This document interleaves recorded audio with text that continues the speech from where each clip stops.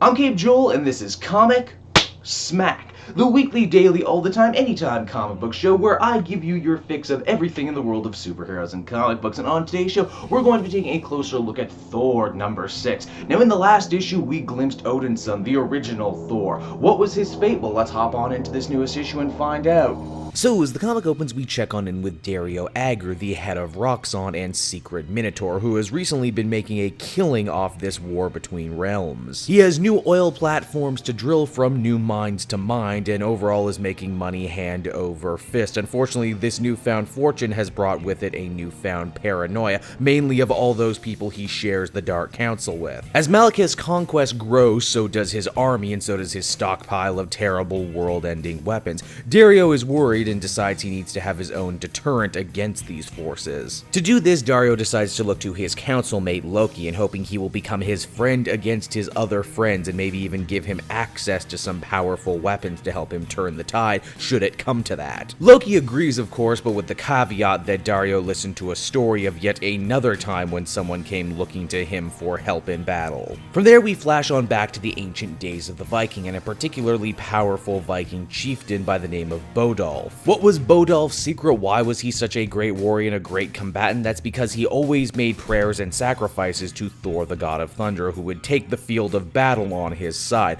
Again, you gotta remember this is Thor in his younger days when he was a lot more brash and impulsive. You'll notice the art in this issue goes out of its way to look like an old Viking painting, what with it being very dark and smudgy. With Thor's help, Bodolf conquered many of his enemies. The only problem is that with every victory, he grew more and more jealous, feeling that people respected Thor more in battle than they did him. Eventually, Bodolf stopped praying to the god of thunder altogether, and wouldn't you know it, the second he stopped, his enemies started, so he met Thor on the field of battle, not as a friend. Broken, defeated, and utterly embarrassed, Bodolf decided to pray one more time, only this time it wasn't to Thor, it was to Loki. Loki agreed to give Bodolf the power that he so sought to gain revenge on Thor, but he would have to do a little legwork for it, mainly slay a dragon, pull out its molten entrails, and drink them. Meh, molten dragon entrails, still better than Mountain Dew Code Red. This unholy magic rite would transform Bodolf into a giant molten rock man, and as the comic winds down, he would use his newfound power to attack Thor. The Mighty Thor number 6 was something of an odd issue. In many ways, it's a return to form for this Jason Aaron series that would often do flashbacks to the adventures of young Thor and juxtapose them to what's going on in the present. Loki also took center stage as he's the one telling the story, but beyond that, none of it's really about Thor or Loki. It's all about this Bodolf guy, which would be fine if this was a one and done story, but they're implying that this is actually the kickoff to a new arc, and this is going to at least have one more part after this. I guess I just feel a little teased considering the big Odin's son reveal at the end of the last issue. I was really hoping they would follow up on that.